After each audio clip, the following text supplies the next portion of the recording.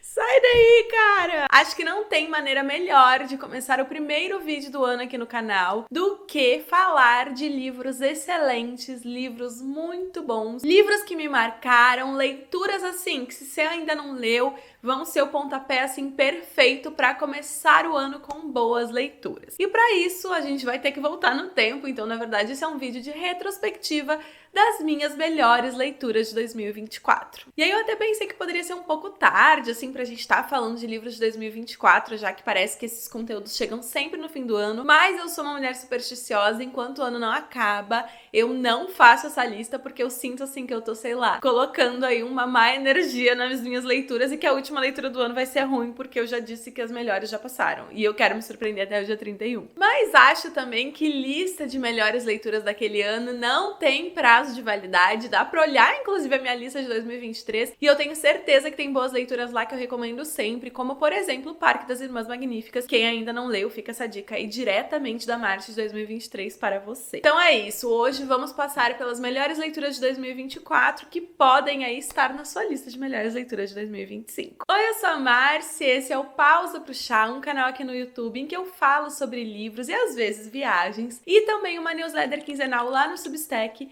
na qual eu te mando textos meus, que além de ler eu também escrevo, além de mais dicas de livros, séries, filmes, tudo que a gente pode fazer para aproveitar os nossos tempos de pausa com mais qualidade. Esse ano eu tenho várias coisas planejadas para newsletter, vão ter muitos contos meus lá.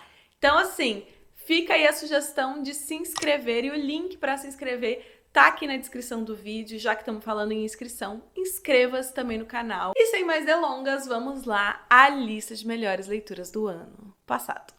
Começando com uma das minhas primeiras leituras do ano, que foi assim uma leitura muito interessante, assim, que me pegou totalmente, assim, me envolveu muito. E foi um livro assim que foi muito marcante, assim. Ele ficou no meu arsenal de memórias, em algum lugar essas personagens ainda existem, que é o Destransição Baby, da Torrey Peters. Tudo começa com a escrita da autora, assim, que eu acho que ela é muito forte, assim, ela é meio sombria às vezes, meio ácida, mas ela tece comentários, assim, muito perspicazes sobre a nossa sociedade, sobre toda essa questão, né, do gênero, dos papéis de gênero, como que é, né, ser uma pessoa trans no mundo. Então esse livro, assim, acho que é muito interessante, tem uns paralelos que ele faz, sei lá, com Sex and the City, que, tipo assim, são muito pertinentes, que eu tava ali riscando, assim, destacando tudo. Então é um grande livro. Quando eu fui reler, porque como foi um dos primeiros que eu li ano passado, eu já não lembrava, assim, de detalhes, né? Então eu fui dar uma olhada nas minhas citações.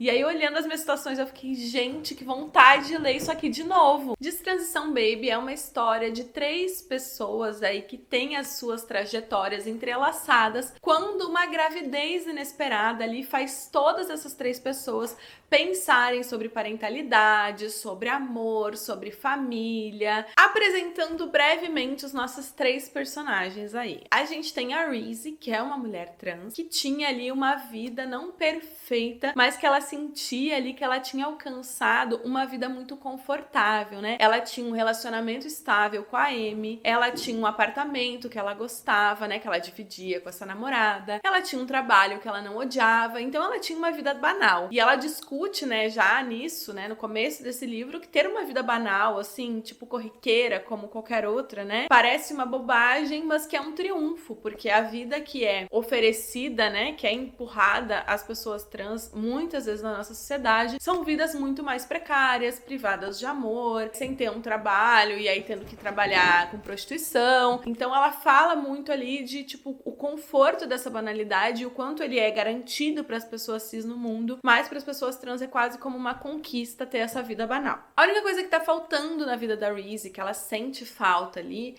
é maternar. Ela quer muito ser mãe. Até que, de repente, a namorada dela, a Amy, decide destransicionar. E isso meio que acaba com a relação pra ela fica com muita raiva, como assim? Ela quer destransicionar e tal. E então a Reese vai se separar desse casal, vai ir morar sozinha, vai meio que perder ali toda essa vida que ela tinha construído tão cuidadosamente e vai entrar num ciclo aí muito autodestrutivo, de se envolver com um monte de cara casado, um monte de cara lixo, que ela já não consegue mais ali se ver, né, digna de amor e tal. O livro vai partir do momento em que ela já não tá mais junta, né, com a Amy. Amy, que a Amy já fez, né, a sua destransição, então a gente não vai acompanhar nada disso. Então o livro vai se passar lá na frente. O Ames tem um trabalho em que ele conhece, né, uma mulher que é uma chefe dele e tal, e começa a se envolver nesse relacionamento com essa mulher. E essa mulher fica grávida. E ela tem toda uma questão sobre maternidade também, que eu não vou entrar aqui pra não dar spoiler. Então, quando essa mulher, né, tá grávida, o Ames pensa assim,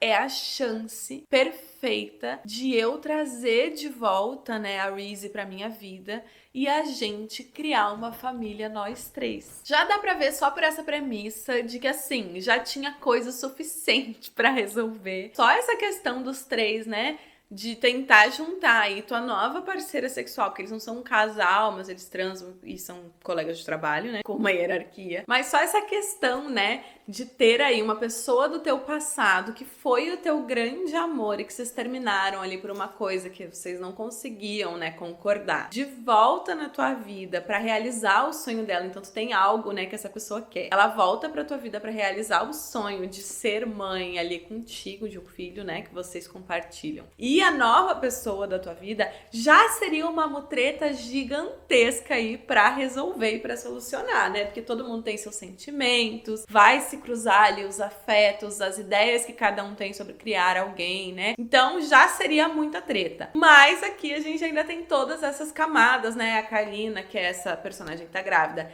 é chefe do Ames. Ainda tem, né, todas essas camadas dessas personagens, que são personagens muito complexas e muito interessantes de acompanhar, assim. Acho que a escrita da autora é primorosa em conseguir nos dar nuances desses personagens e às vezes, assim, tu não concorda, tu não, né, tinha vários momentos que eu ficava assim, cara, que isso? Mas é tudo muito bem construído, assim. E é muito sem pedir licença, assim, vem meio que um chute na porta e te entrega um monte de coisa sem medir as palavras, assim. Eu acho que a Tori não mede palavras pra falar o que ela quer e pra construir esses personagens, especialmente quando ela tá falando aí da Reese, que é a personagem, assim, uma das que mais me marca nessa história, mas também de todas, né, das outras duas pessoas envolvidas aí nesse triângulo familiar amoroso. Como era de se esperar, o livro vai falar muito sobre papéis de gênero, sobre papéis sociais, né, que a gente desempenha, o que significa ser mãe, o que significa ser mulher, enfim, todas essas questões. E vai fazer isso de um jeito muito inteligente, de um jeito muito honesto, bem nessa pegada que eu vinha falando, assim, de não pedir licença. Então ele não mede palavras, assim, às vezes as coisas que pra Reese significavam ser mulher me deixavam de queixo caído, assim. E não era algo totalmente descabido, só era tão refrescante a visão dela, era tão, às vezes, dura também, meio extrema, ousada, sei lá, que eu ficava assim, cara, que isso? E aí eu ficava pensando naquilo ali um tempão, sabe? E não quer dizer que tu precisa concordar com essa protagonista, né? Mas ali te traz outras perspectivas. E nisso eu acho que o livro é muito, muito incrível. Então é um livro que eu acho que foge dos clichês, tem muitas complexidades, cada uma dessas pessoas, assim, e tu consegue sentir afeto por elas e se interessar pela história delas e se surpreender com as coisas que elas pensam e tocar em pontos, eu acho, criticar pontos da nossa sociedade muito, muito, muito pertinentes. Então, assim, recomendo muito, muito, muito a leitura. Foi 4 estrelas e meia pra mim esse livro e ficou aí no meu hall de livros que vão ficar aí alugando uma kitnet dentro da minha cabeça, porque também não tenho espaço pra tudo.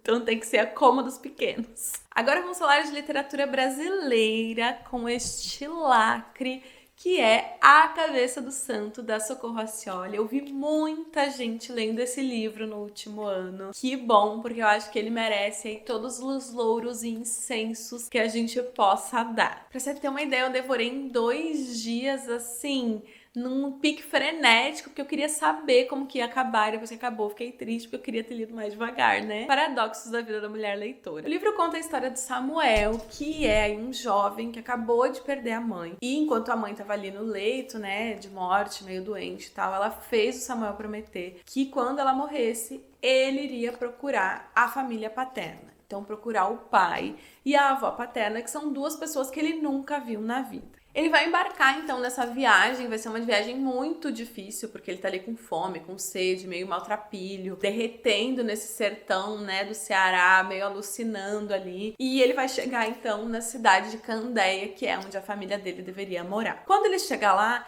ele não tem o que ele esperava, assim, o pai tá desaparecido, né? E a avó diz pra ele que ele não pode ficar na casa dela. Então o Samuel continua totalmente desamparado, sem comida, sem dinheiro, sem nada. Ele vai andando por essa cidade, que é uma cidade meio esquisita, assim, quase uma cidade fantasma, até que ele encontra uma cabeça gigante de santo, uma cabeça oca de um santo gigante, que era, né, a cabeça de Santo Antônio, para uma estátua aí que ia ser feita na cidade. Como essa cabeça tá vazia, no meio de um campo ali, e é pelo menos um telhado na cabeça, o Samuel passa a noite dentro dessa cabeça. E no dia seguinte, quando ele acorda, ele está ouvindo todas as preces das mulheres para Santo Antônio. Naquela pegada de que medidas desesperadas evocam ações desesperadas, o Samuel vai pegar esse poder, né, de ouvir as preces do santo e vai aí tentar convencer a cidade e as moças que fazem suas preces de que ele é capaz de responder ao santo. Então, de fazer aí o meio de campo e dizer, ah, não, mas e aí o que ela faz pra casar? E vai começar a cobrar dinheiro, óbvio, por isso. O que eu mais amo desse livro é que ele flerta muito com a fantasia, assim, com esse realismo fantástico.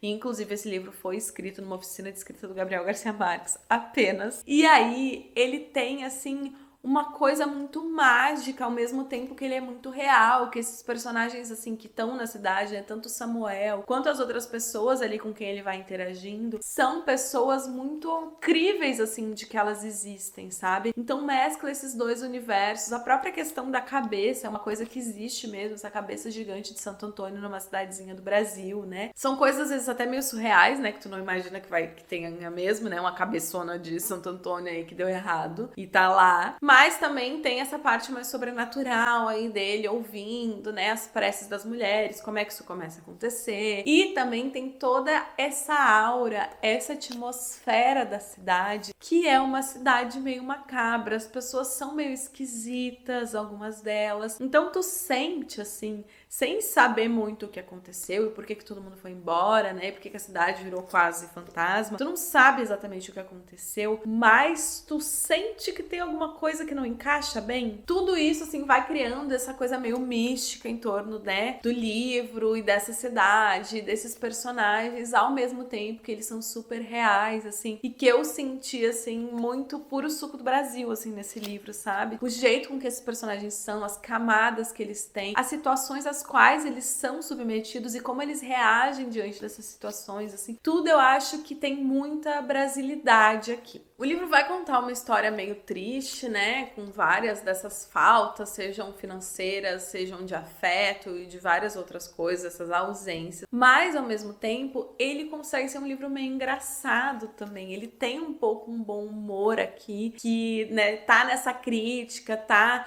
nesses detalhes, assim, do livro. Então, é uma leitura incrível, assim, de longe um dos melhores do meu ano, 5 estrelas pra mim, e estou muito animada pra ler o outro livro dela e pra ler qualquer outra coisa que ela venha a escrever. Falando de outro livro que eu recomendo até pra minha sombra, temos Estela Sem Deus, do Jefferson Tenório. Se você acompanha aqui o canal, já deve ter visto que tem uma resenha todinha dedicada a esse livro, vou deixar aqui em cima e também na descrição do vídeo pra quem se interessar.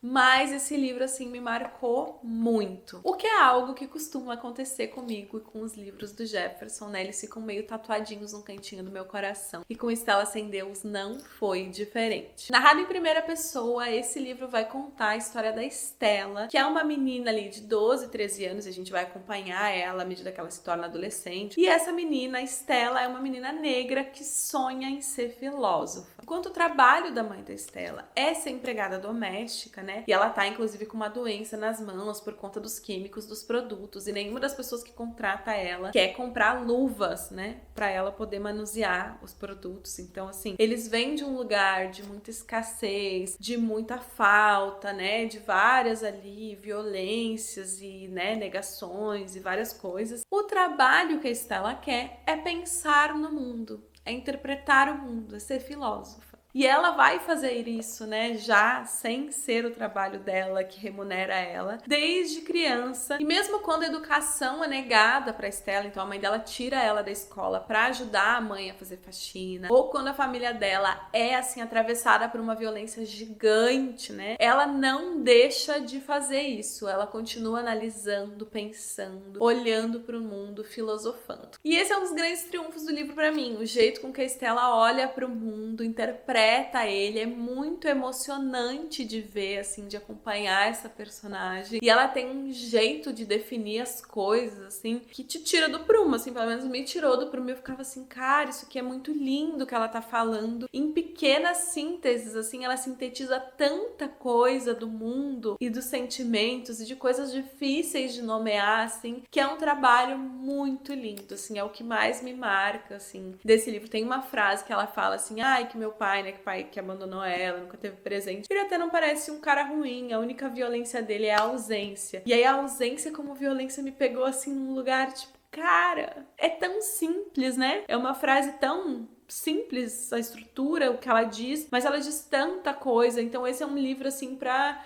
ficar ali, meio que se emocionar mesmo com as coisas que ela vai vendo e o olhar dela, assim, pro mundo. Talvez inspire a gente a olhar mais pro mundo também e tentar interpretar as coisas, talvez. Uma questão central do livro que me interessou muito também, que tá no título já, é essa ausência de Deus, né? Stella sem Deus. E aí a gente pode, né, fazer essa interpretação de primeira camada aí, de que é ela nesse mundo, né? A família muito pobre. Eles estão ali meio que em estado de sobrevivência, vão perdendo pessoas, vão tendo que se mudar cada vez mais para as periferias, vão tendo que pedir ajuda para outras pessoas. Então eles sofrem muito, eles têm uma vida muito difícil. E isso poderia já ser essa primeira interpretação, né? De ser uma vida sem Deus e tal. E é um negócio que eu só posso falar a partir da perspectiva de quem já frequentou a igreja evangélica, que eu frequentei quando era criança, de que essa coisa de estar sem Deus no mundo, né? Todo mundo que esteve nas mesmas igrejas que eu, pelo menos, já foi aterrorizado aí com essa ideia de que a ausência de Deus na tua vida ia fazer com que tudo desse errado, né? Então tu tem um pouco de medo de viver sem Deus mesmo.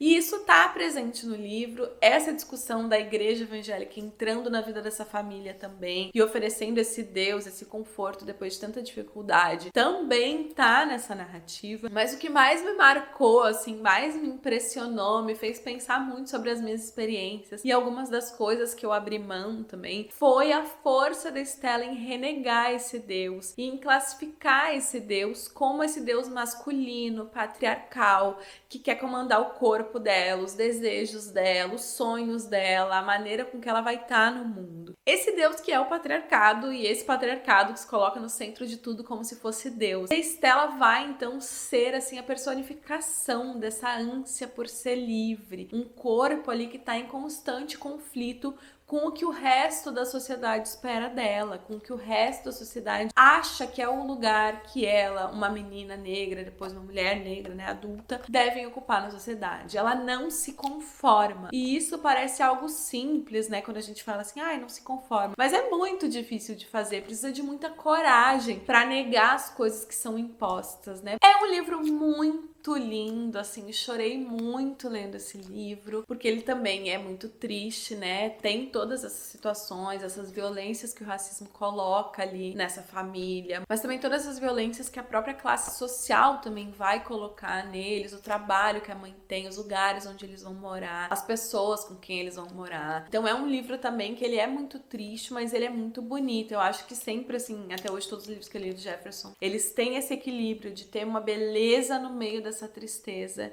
e esses personagens, assim, serem personagens muito marcantes. Então a Stella, pra mim, eu sinto como se ela existisse, sabe? Tipo, eu me apeguei tanto nela que ela parece uma pessoa pra mim, que existe de fato, e é alguém por quem eu torço pra que dê tudo certo, sabe? Assim, eu passo o livro inteiro querendo que ela consiga realmente estar sem Deus, estar livre e que as coisas deem certo na vida dela. Então, acho que quando isso acontece, não é sempre que isso acontece, mas quando isso acontece é muito mágico. Então, recomendo demais, Estela Sem Deus. Único livro de não ficção da nossa lista, temos Rainhas da Noite, do Chico Felitti. Já fiz resenha desse livro também aqui no canal, vou deixar aqui em cima e na descrição do vídeo. E este é um livro que me deixou totalmente obcecada. Fiquei procurando foto das personagens, né, das protagonistas, né? Fiquei tentando descobrir mais, achar vídeo, porque assim, é uma história muito surreal, muito bem escrita, com personagens marcantes assim demais, e essa condução assim, essa escrita mesmo muito delicada, com metáforas que são super interessantes assim, que se conectam. É um livro muito sensível,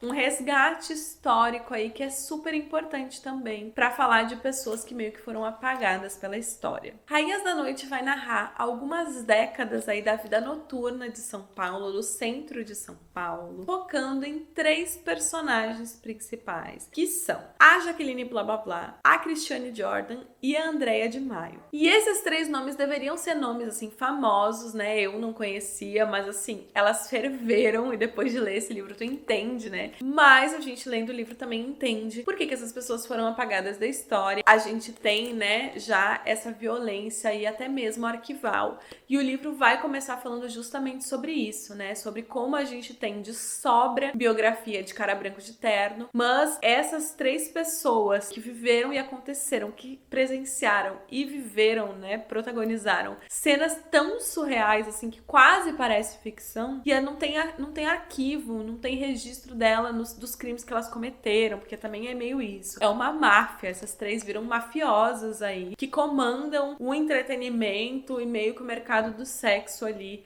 de São Paulo, do centro de São Paulo. Então o Chico vai recorrer aí a conversar com pessoas, são mais de 100 entrevistados, então é um livro que é meio um retrato oral, né, do que aconteceu, e é uma história oral, assim, que é muito gostosa de acompanhar também por isso, porque cada pessoa vai lembrando de uma coisa e vai fazendo essa colcha de retalhos pra gente ter isso documentado pra sempre, né, eterno. E uma coisa que eu queria falar é que eu não sou uma grande leitora de não ficção, tenho pouquíssimos livros, não é um gênero que eu leio tanto, eu gosto muito de embarcar em mundos ficcionais. Mas eu acho que esse livro é perfeito pra quem, assim como eu, não lê tanto não ficção, porque ele é tão envolvente, as coisas que acontecem aqui são tão surreais, que meio que quase que tu sente assim que tu tá lendo uma ficção. É muito interessante esse livro, e essas 3 pessoas são assim incríveis. Elas têm suas profundidades, suas camadas aí, não são incríveis no sentido de maravilhosas, nunca erraram, né? Que até isso não existe, né, gente? Sempre mundo deixa claro, todo mundo erra. Dito isso, elas são personagens muito complexas e muito, muito, muito interessantes. Então é um livro perfeito pra quem, assim como eu,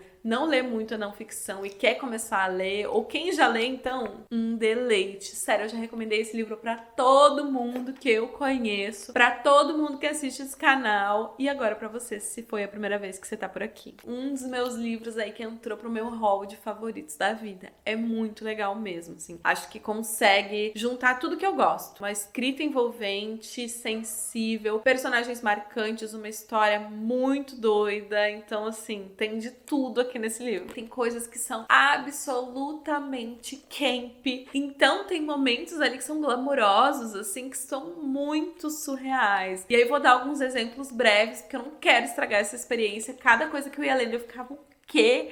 E é muito rico, assim, de imaginar, talvez por ser um retrato, né, de várias pessoas que participaram desse momento também, que te dão muitos detalhes. É muito fácil imaginar, assim, esse universo todo, dá muita vontade de ver isso aqui adaptado pro cinema, pra uma série. Acho que série é até melhor, porque tem muitas histórias, um filme eu acho que não daria conta. A Jaqueline Blá Blá Blá, por exemplo, tomava banho, eventualmente, aí, em festas e celebrações, em banheiras de champanhe, com caras gostosos. Então, assim, é muito camp.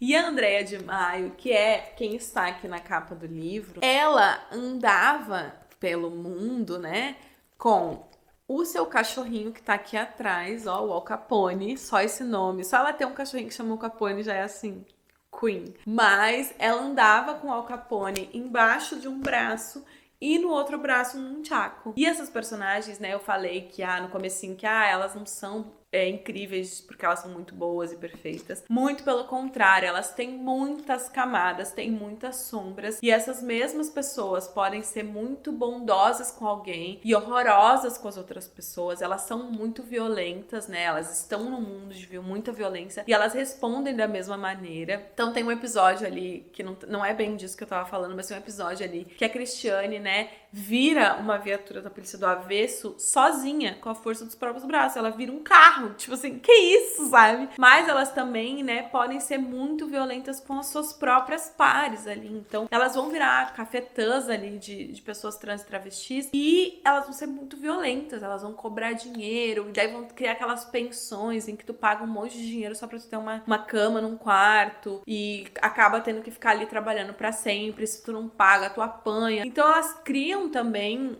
uma hierarquia ali que também é baseada na violência no meio. Então é muito interessante de acompanhar as complexidades delas. É um livro muito bom, não tenho mais palavras, só estrelas, que foram 5. Chegou o momento da gente começar a falar de romances. Eu não li, assim, muitos romances bons esse ano, vou ser sincera. Li bastante coisa mediana, algumas coisas muito ruins. E falando nisso, eu fiz uma lista também das piores leituras de 2024. Vou deixar aqui em cima na descrição do vídeo. Então lá você consegue saber quem foram, assim, os romances que fizeram eu querer arrancar meus próprios cabelos. Mas também li 2 romances muito bons que eu vou destacar aqui. O primeiro deles, como é de se esperar se acompanha aqui o canal, é o Nem Te Conto, da Emily Henry. Eu fiz vlog de leitura desse livro, adorei. E a Emily Henry é uma autora que eu gosto muito. O Loucos por Livros, inclusive, talvez seja o meu livro de romance, um dos meus favoritos. Aí talvez não, com certeza um dos meus romances favoritos. E aí, quando chegou o Nem Te Conto, a minha expectativa tava alta. Mas também não tava tão alta,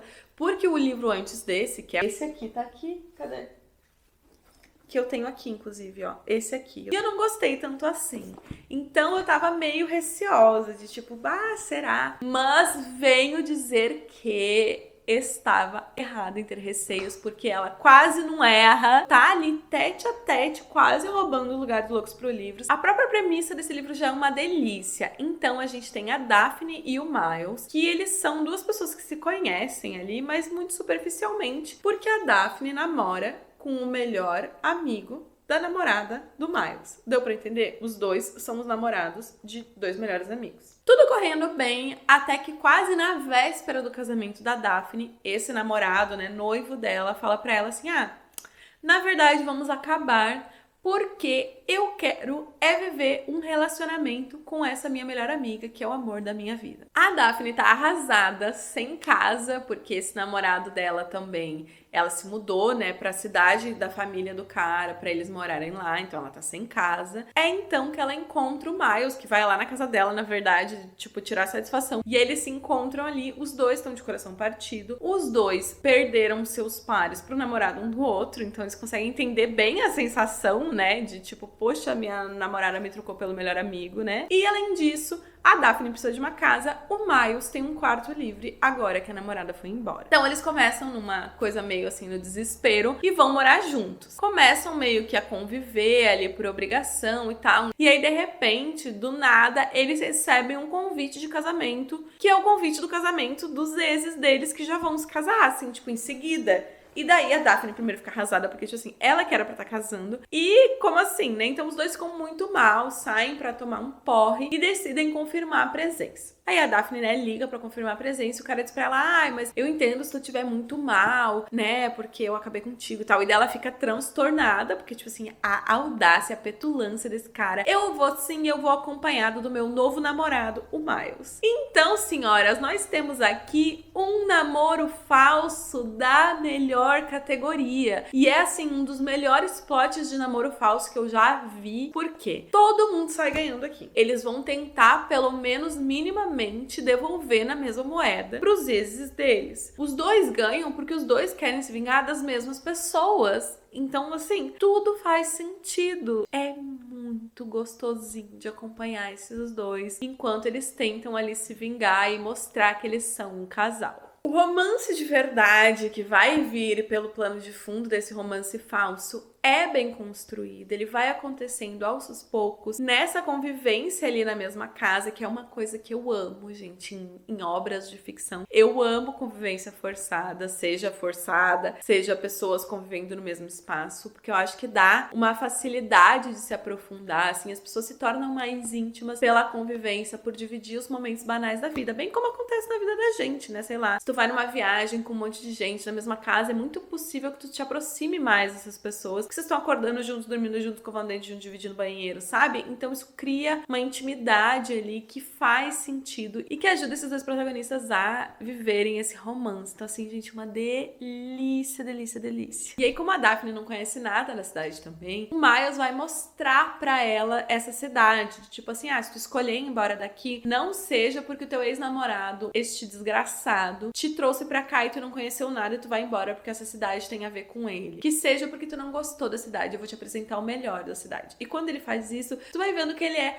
assim, a epítome do cara legal. Ele é muito fofo, ele tá imerso nessa comunidade, ele ajuda as pessoas, ele é gato, queridinho. Ai, gente, assim, ele é tudo, tudo, tudo de melhor. Sério, eu não tenho condições com esse personagem. Fiquei meio apaixonada por ele, sim, não vou negar. 5 estrelas, animada para a próxima leitura da Mo e esperando que esse também se torne um livro aí adaptado, porque eu gostaria muito de ver esse livro acontecendo na vida real, do cinema no caso. E aí, se esse livro meio que é todo fofurinha e eu achei ele todo... ele é uma delícia, gente, sai um deleite, uma coisa assim de descansar e aproveitar a vida. A gente tem um outro romance nessa lista que ele não é tão fofinho, tão arco-íris e algodão doce, mas que ele também foi uma grande surpresa, uma grata surpresa, porque é um livro de romance muito bom, que é Os 7 Dias em Junho, da Tia Williams. Esse livro foi diferente de todos os outros romances que eu já li, eu acho. Nunca tinha lido nada igual. E foi muito interessante, muito gostoso de ler. E também é muito bom, né, quando a gente descobre novas vozes num gênero que a gente gosta tanto. Porque às vezes os livros de romance também, né, por terem aí... Tem sempre livros bons e ruins de todos os gêneros, mas livros de gêneros que a gente gosta muito, e aí não vou falar só dos de romance, pode ser de suspense, pode ser de, sei lá, ficção científica, fantasia, sei lá. Meu noivo mesmo lê muita fantasia e ele fala, assim, que ele deu uma cansada de uma autora, porque parece que os livros são sempre iguais. Porque às vezes é muito comum, né, a gente cair nos mesmos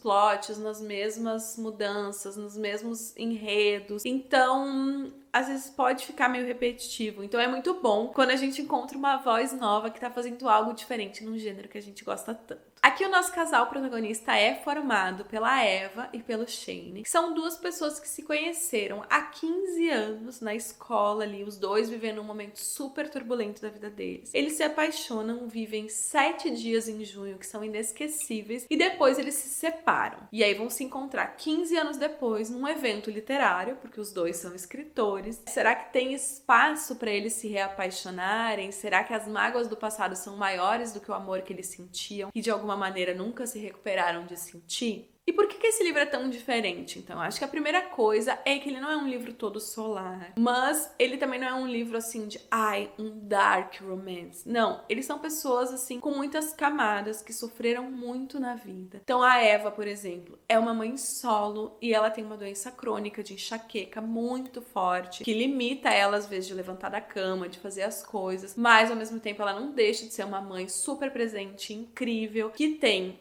uma linhagem aí de mulheres na sua família que é muito complicada e ela acredita um pouco que ela vem de uma linhagem de mulheres loucas e meio amaldiçoadas. A Eva escreve uma série de livros eróticos com vampiros que ficou muito famosa e ela escreveu muitos desses livros. Tem ali uma comunidade de fãs muito engajada, mas ela quer escrever outra coisa e ao mesmo tempo não sabe se vai conseguir porque, né, o sucesso dela tá ali colocado nesse gênero, nessa saga, enquanto Shane se tornou aí um escritor cult muito insensado, muito aplaudido, muito referência aí, mas ele também tem uma vida super complexa, ele tem, né, uma grande questão com vícios, ele tem uma vida ali que, tipo, ele passou por muitos lares adotivos, muitos desses orfanatos, então ele tem muitos traumas, também são duas pessoas com muitos traumas, que viveram vidas muito complicadas, mas que se amaram muito, nunca se esqueceram, e aí quando ela vai pra esse evento, o Shane aparece do nada, atrás dela, porque ele meio que agora, depois de 15 anos, finalmente tá pronto pra viver esse relacionamento, viver esse amor que ele nunca deixou de sentir. Então são personagens muito interessantes, muito complexos, com uma química muito forte e que são personagens que já são adultos, que já passaram por tanta coisa, que eles não têm essa coisa de ficar fazendo joguinho, entendeu? Eles são honestos sobre o que eles querem, sobre os desejos que eles têm, sobre o que eles aceitam e não aceitam numa relação. Tem toda a relação do Shane com a filha dela. Então é um livro, assim, que ele é muito triste em vários momentos, meio pesado, mas que o romance deles também consegue ser solar apesar de tudo, assim, sabe? E é bom ver que qualquer pessoa pode se apaixonar, né? Porque às vezes em romance parece meio estereótipos, assim, que são sempre os mesmos. E aqui não, são duas pessoas que têm suas falhas, que têm seus erros, que têm seus traumas, que são vários, mas que eles também conseguem encontrar o amor e conseguem, assim, a gente consegue como leitor perceber que eles são muito mais felizes quando estão juntos. Então, assim, 4,5 estrelas,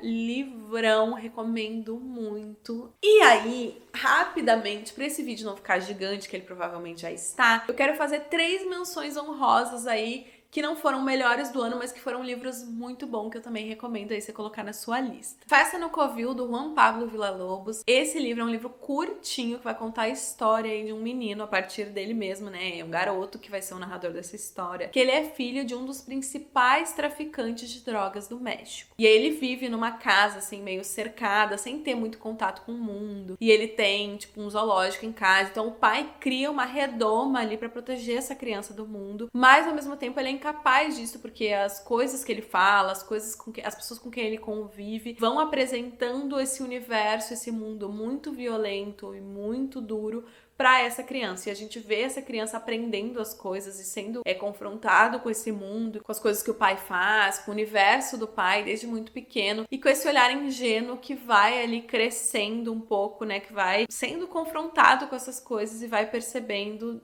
com os olhos de uma criança todo esse universo. Então é muito, muito, muito interessante. O Totally, que é o protagonista, é um fofo, todo errado, fala um monte de coisa horrível, é um garotinho homofóbico, mas é muito pelo ambiente que ele tá inserido. No fundo, ele é um garotinho que só gostaria de ser amado e que acha que pra ele ser amado, ele precisa ser esse cara durão como o pai dele é. Então, assim, é um personagem que ele é meio engraçado, assim, é um livro triste, mas ele também tem um humor, e isso é muito dos livros do Juan Pablo, então, assim, recomendo muito. Uma leitura perfeita, assim, pra ler em um dia, pra quem tá querendo voltar a ler, é um livro curtinho. Tem filme inspirado nesse livro também na Netflix, então acho que vale a pena, assim, e foi uma grata surpresa. Aí a gente tem Intermezzo, da Sally Rooney, que eu fiz vlog de leitura aqui no canal também, vou deixar o link na descrição do vídeo. E foi um livro que me surpreendeu muito. Não sou exatamente a maior fã de Sally Rooney, e falando isso, eu não quero dizer que eu odeio também, que eu não acho graça. Eu gostei de Normal People. Não li Conversas entre Amigas, que eu fiquei com preguiça, especialmente depois de ver a série, que eu achei um tédio. Então, assim, eu não sou a maior fã no sentido de amo tudo que ela escreve, mas eu gosto e foi muito legal acompanhar esse livro. No começo foi bem confuso, eu fiquei assim, meu Deus, onde estou me enfiando? Mas depois eu gostei muito de acompanhar a história do Ivan e do Peter, que são esses dois irmãos que são completos opostos e que vão ter suas vidas viradas do avesso depois de perderem o pai. Acho que é um livro muito delicado sobre luto, sobre esse período da vida da gente em que a gente tá logo depois que uma coisa horrível acontece e logo antes de a gente conseguir fazer algo de bom com isso ou de fazer algo com isso. Então, esse limbo que vem com o luto, que vem com o sofrimento, que vem com o trauma, em que a gente não sabe muito bem como proceder, porque parece que a pessoa tá mal e depois ela tá bem, mas esse entremeio, né, esse intermezzo é o que o livro trata e eu achei que tratou de um jeito muito interessante. E também, né, todo esse processo de viver um luto e de ser um jovem nos anos 2020 com o mundo meio em colapso e os aluguéis caríssimos e em profissões meio sucateadas. Então eu acho que ela consegue